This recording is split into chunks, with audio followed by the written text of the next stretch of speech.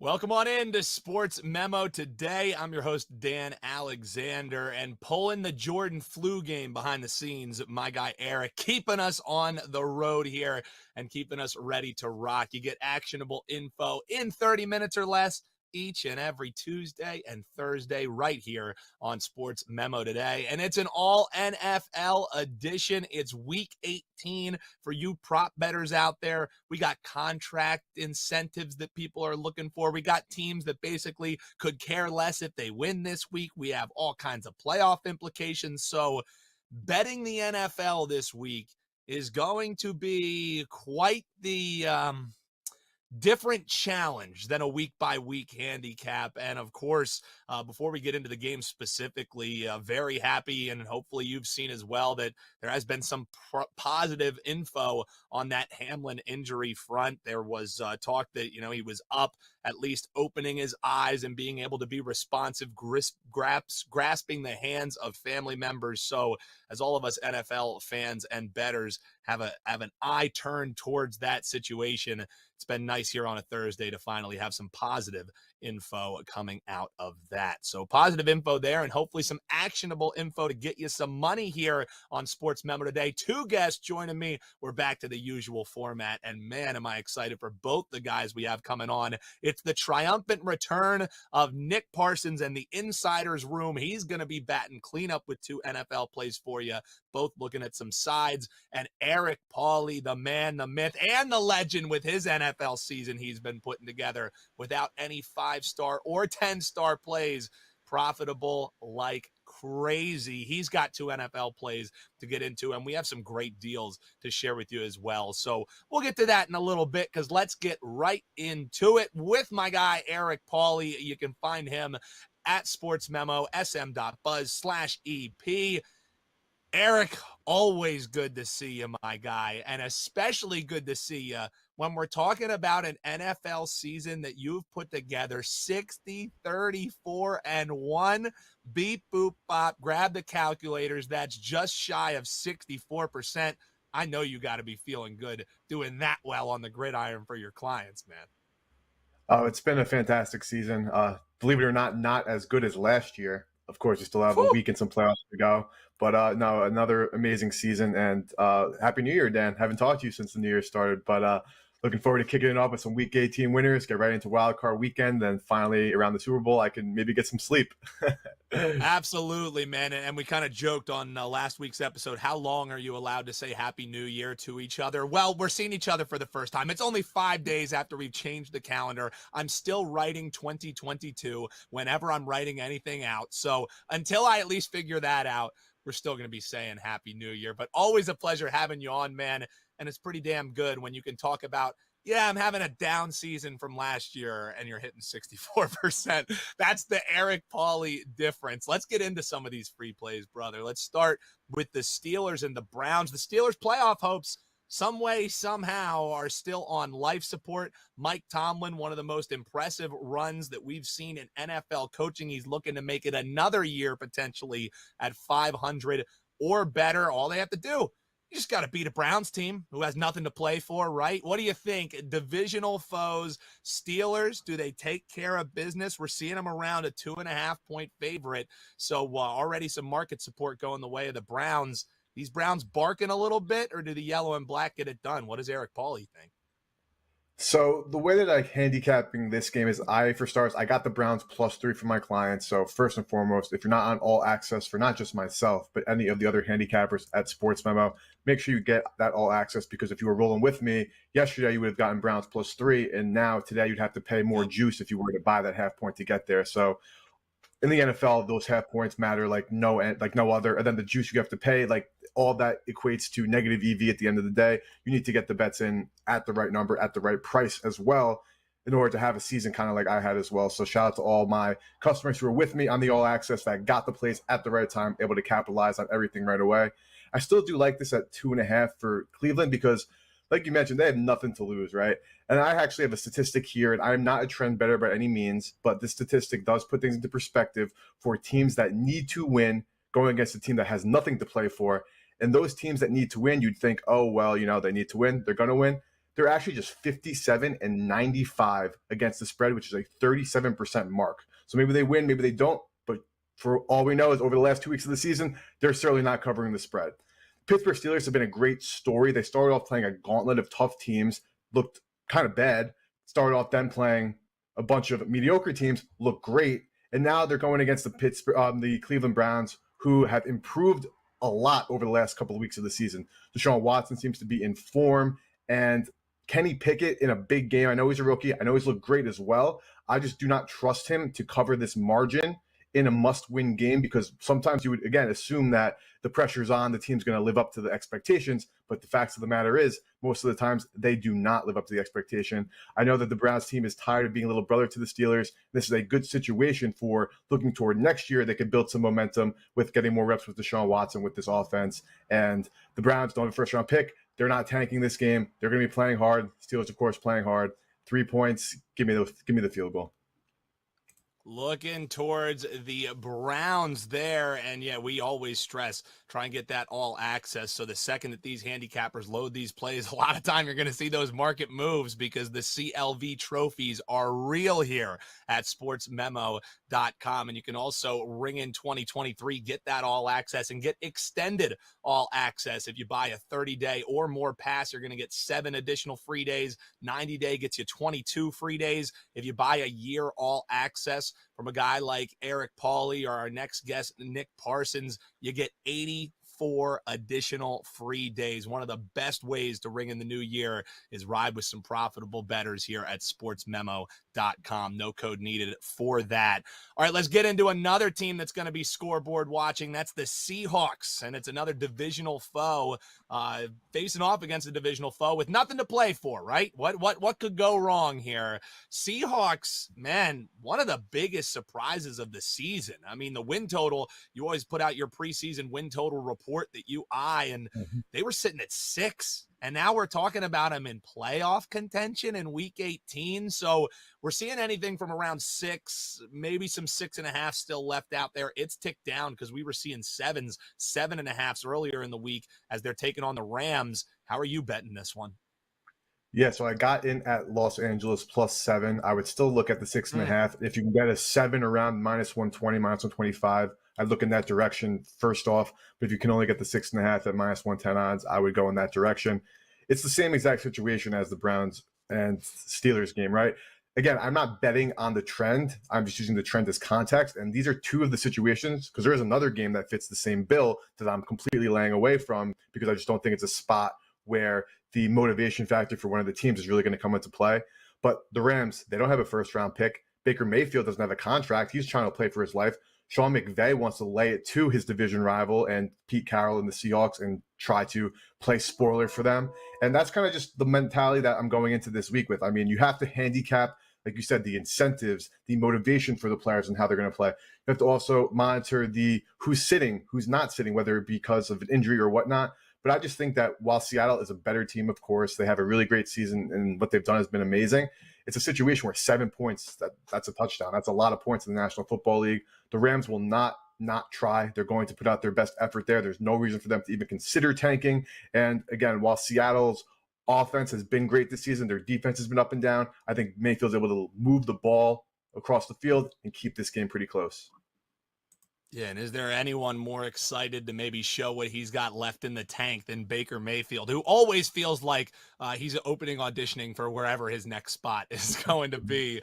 So, EP, we talked about just what the season that you've been able to put together, 64%, 60, 34, and 1. If you're into, the ROI, a real true metric of how people are doing, he's almost reaching 30%, 28.9 return on investment, just NFL bets this year, getting you 45.79 units. So when people head on over to your page, which I know they're going to do, Eric, what kind of stuff are they going to find over there? And you have anything loaded for this weekend already?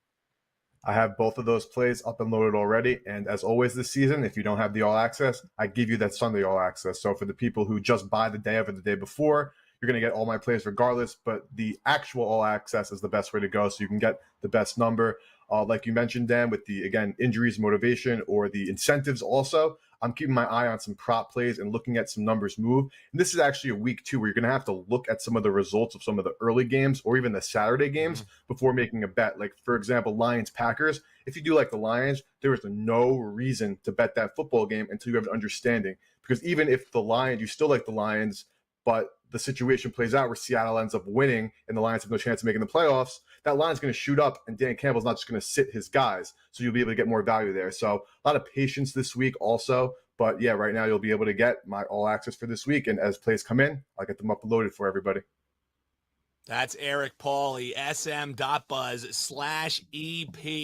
And what a season he's put together. And now playoffs are right around the corner. No better way to hop in. And as I mentioned, that all sports, all access, you try him out. You know, he gives you the weekend. He just gave you 2 free plays right there. Those are premium plays for his clients. Man of the people. Grab a 30-day or more all access. And again, get those additional free days, 23% additional days. So if you really, as long as you don't have commitment issues and you can dive in for a year all access, that's going to get you all access through March Madness. No, not March Madness this year. We're talking 2024. So you can really dive in with one of your favorite cappers and get action for a year plus.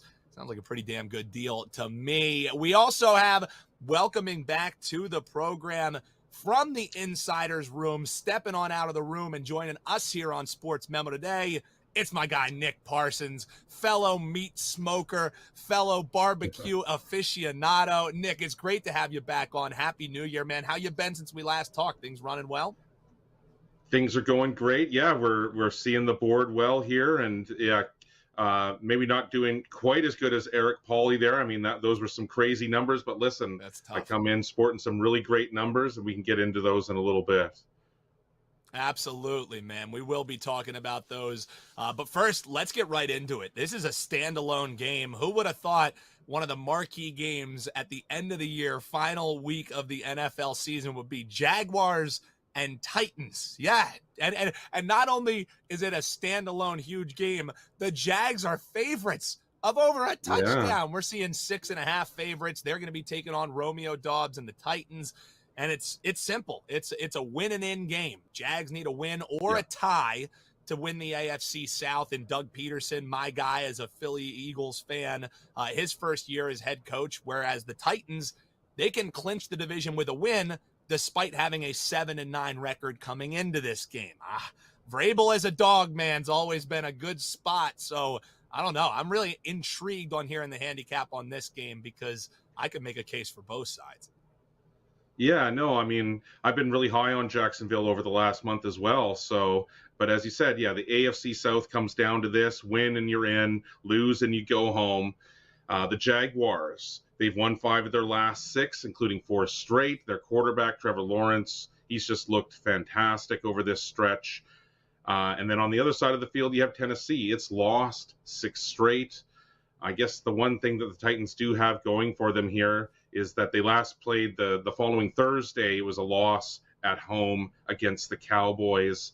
And so they've had a few extra days off, and that should help players like Derrick Henry get a little extra rest here.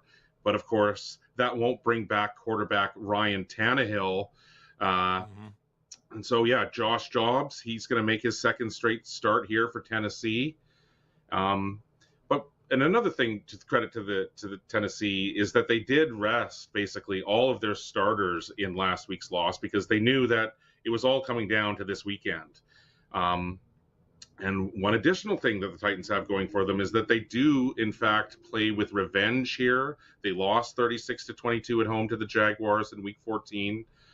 This is a tough one. You know, they hung that 6.5 out there early, just begging people to take the bait and bet the Jaguars there. And the early money has come in. I mean, it was majority on the early money there, but you can actually see some 6s out there now. And so some other money has come in. The sharp money has come in on Tennessee. And that's now, I do see some 6s out there. The bottom line here is, though, Dan, is that I think that Derrick Henry, he's such a polarizing figure. He's such a dominant figure, and especially in these types of big games, that he could almost single-handedly keep his team in this one. In the loss, to Jacksonville. He had 121 yards on 7.1 yards per carry. And I really think that Dobbs, now it's his second week. I mean, he wasn't great, but he wasn't terrible last week. He was 20 of 39, 232 passing yards, a touchdown, and an interception. And really, the Titans do have a good run defense. That should limit Travis Etienne this week.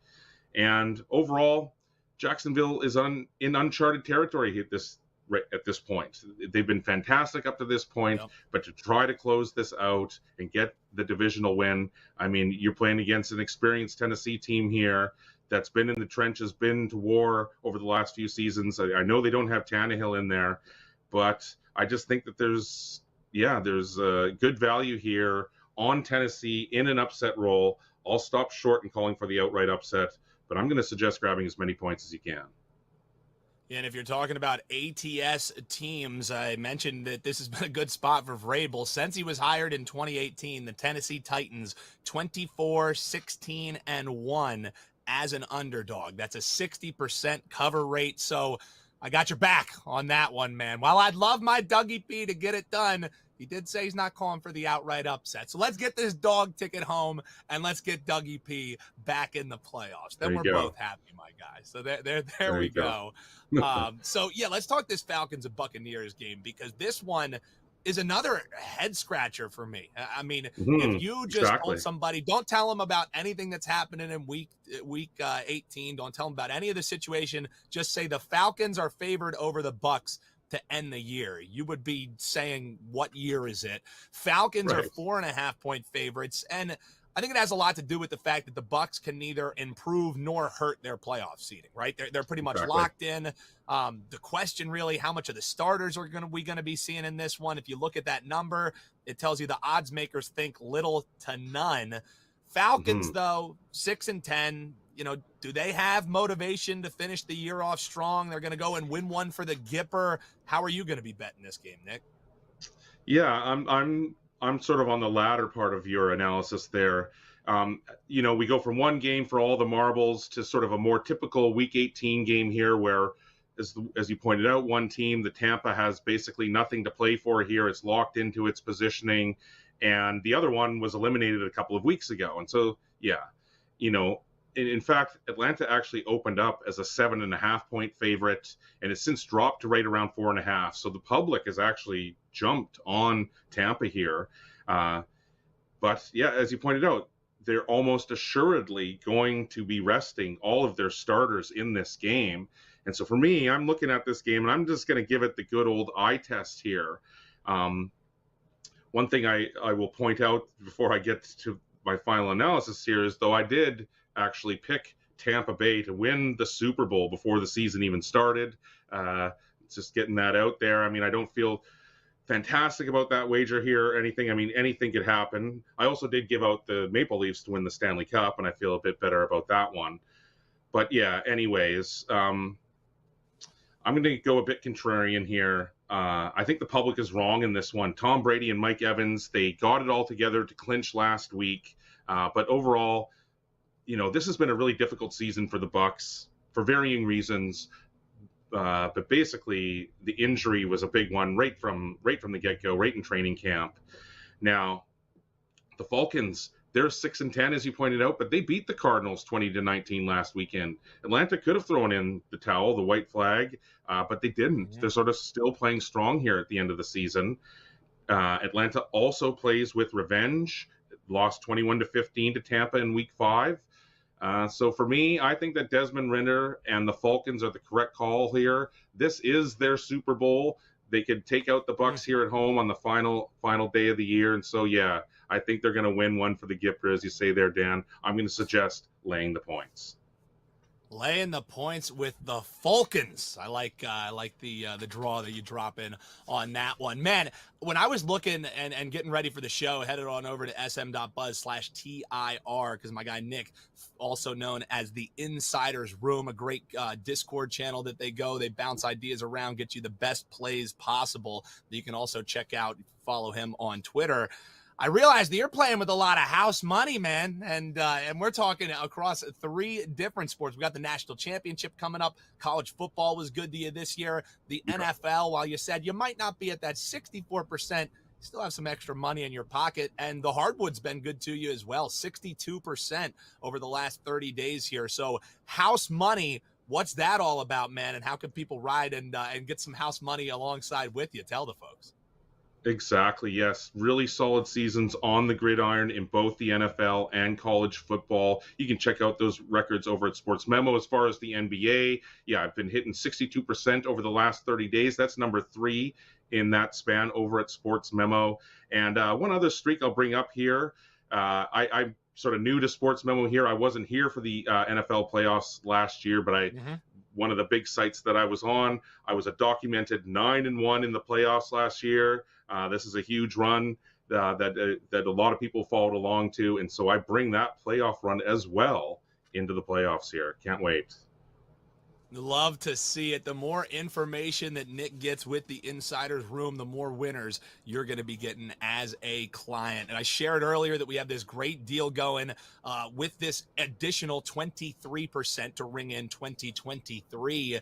The thing is about that deal, you got to act quick, because January 9th at midnight, the night of that college football championship, that deal's going kaput. So 30-day all access, again, gets you 7 free days. 90-day gets you 22 free days. You get it all year, all access, every sport your favorite capper releases, and you're going to be riding with them through 2024, through the end of March Madness. So a guy like Nick, who does the gridiron and the hardwood and is winning at a nice clip, that's the kind of guy you want to ride with. So huge thanks to both of our experts here today, Eric Pauly and Nick Parsons. Check them out at sportsmemo.com. Take advantage of those deals that we have rocking. And if you like the show, all we ask you to do, number 1, tell people about it. Hit that like button. Make sure you hit subscribe so you're never missing a show at SportsMemo TV or Wager Talk TV.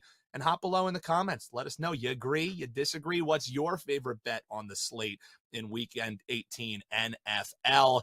And that does it for us. Huge thanks to Eric behind the scenes doing a terrific job in his Jordan flu game.